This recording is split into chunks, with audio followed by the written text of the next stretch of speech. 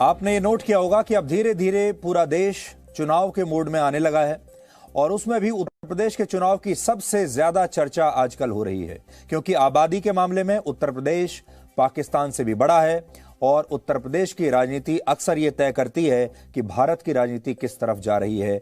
और इस बार उत्तर प्रदेश का जो चुनाव है वो बहुत ही महत्वपूर्ण होने वाला है। आज आपको सबसे पहले 3 बड़ी बातें समझनी है। पहली बड़ी बात तो यह है कि पंजाब में प्रधानमंत्री की सुरक्षा में हुई चूक के मामले में सुप्रीम कोर्ट ने रिटायर्ड जज इंदु मल्होत्रा की अध्यक्षता में 5 सदस्यों की एक कमेटी बना दी है जो अब इस पूरे मामले की जांच करेगी। यानी सुप्रीम कोर्ट अब इस मामले की खुद जांच कर रहा है। दूसरी बड़ी बात आज की यह है कि बीजेपी के केंद्रीय मंत्रियों के बाद आज उत्तर प्रदेश के मुख्यमंत्री योगी आदित्यनाथ ने खास तौर पर प्रधानमंत्री की सुरक्षा के मामले में एक प्रेस कॉन्फ्रेंस बुलाई इसी मुद्दे पर, और प्रधानमंत्री की सुरक्षा को लेकर आज उन्होंने एक बहुत बड़ा बयान दिया है। क्या बयान दिया है हम आपको सुनवाएंगे। और तीसरी बड़ी बात यह है कि लेटेस्ट खबरों के मुताबिक योगी आदित्यनाथ अब अयोध्या से चुनाव लड़ सकते हैं, इस बात की काफी संभावना है। यानी बीजेपी का फॉर्मूला इस बार उत्तर प्रदेश में यह होगा, काशी में मोदी, अयोध्या में योगी।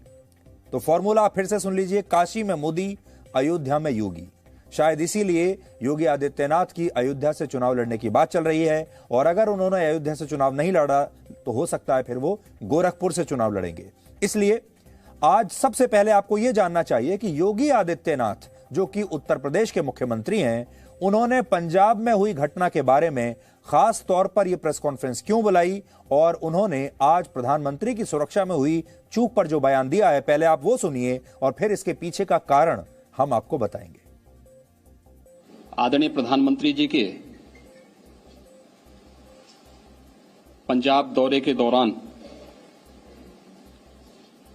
उनकी सुरक्षा के साथ किस तरीके से एक साजिशन, खूनी साजिश करके सुरक्षा के साथ खिलवाड़ किया गया था, शरारतन आयोजित की गई साजिश, पूर्व प्रायोजित साजिश का हिस्सा है,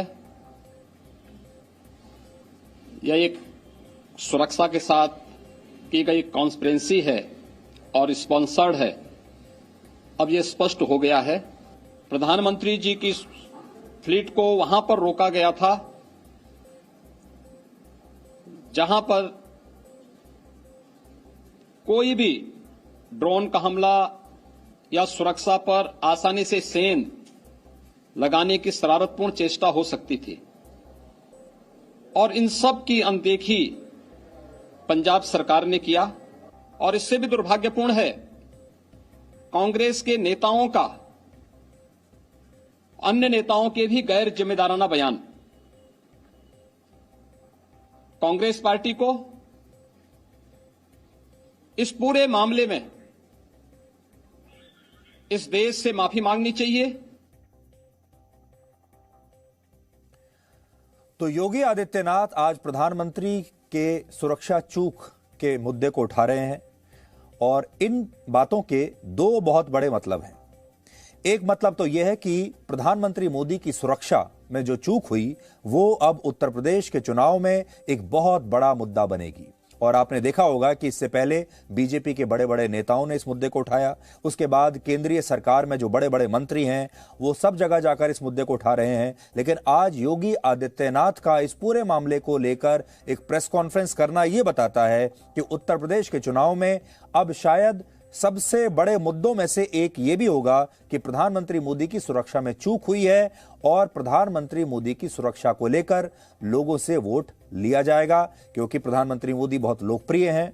और उस लोकप्रियता के नाम पर जब लोगों को यह बताया जाएगा कि देखिए कैसे उनकी सुरक्षा को लेकर उसमें चूक की गई है और इससे उनकी जान को भी खतरा हो सकता था, इसे लेकर उत्तर प्रदेश के जो वोटर्स हैं वो काफी भावुक होंगे और हो सकता है कि वो बीजेपी को वोट दे दें। ये एक रणनीति है। तो पहला बड़ा मुद्दा तो ये है। और दूसरा इसका मतलब यह है कि बीजेपी अब उत्तर प्रदेश में हिंदुत्व और श्री राम के नाम पर वोट मांगेगी। और कुल मिलाकर समीकरण यह बनेगा कि अगर चुनाव जाति के आधार पर हुआ तो अखिलेश यादव को फायदा होगा, और अगर धर्म और मोदी के नाम पर हुआ तो फिर बीजेपी को फायदा होगा। और यह बात हम इसलिए कह रहे हैं क्योंकि अखिलेश यादव की जो पूरी राजनीति है वो जातिगत राजनीति के आधार पर है इस समय। और अखिलेश यादव ने उत्तर प्रदेश की छोटी छोटी 6 पार्टियों से गठबंधन किया है जो अलग अलग जातियों का प्रतिनिधित्व करती हैं, और वो इन क्षेत्रीय पार्टियों की मदद से इस चुनाव को जातियों के आधार पर लड़ना चाहते हैं। अखिलेश यादव ये चाहेंगे कि ज्यादा से ज्यादा जो लोकल फैक्टर्स हैं उन पर चुनाव लड़ा जाए, जातियों के आधार पर चुनाव लड़ा जाए, और ये जो पूरा वोट है ये बट जाए। इसीलिए उन्होंने 6 छोटी छोटी पार्टियों से उन्होंने गठबंधन किया है और वो यही कोशिश कर रहे हैं। पहले उन्होंने ब्राह्मणों को अपनी तरफ लाने की कोशिश की, अब वो ओबीसी जो हैं उन्हें अपनी तरफ ला रहे हैं, और उत्तर प्रदेश के चुनाव में लगभग 40% जो वोट शेयर है वो ओबीसी का है। बीजेपी की कोशिश ये होगी कि जो हिंदू वोट है ये बटे नहीं, ये एक साथ रहे, कंसोलिडेट रहे, जाति के आधार पर चुनाव ना हो, वोट ना पड़े, धर्म के आधार पर पड़े और मोदी के नाम पर पड़े। अगर मोदी के नाम पर पड़ा और धर्म के नाम पर पड़ा वोट तो इसका मतलब यह होगा कि जातियां समाप्त हो जाएंगी और सारा जो हिंदू वोट बैंक है वो एक साथ इकट्ठा हो जाएगा और बीजेपी को इसके बाद वोट मिलेगा। इसीलिए ये बीजेपी की जो पूरी रणनीति है ये आज आपको समझ में आ रही होगी। इसके आगे भी हम आपको ये विश्लेषण दिखाते रहेंगे, लेकिन आज की ये 3 बड़ी चीजें हैं जो आज आपको समझनी चाहिए ताकि आप यूपी के चुनाव को अच्छी तरह से समझ पाएं। Presenting B News app available on Google Play and App Store. Download it now.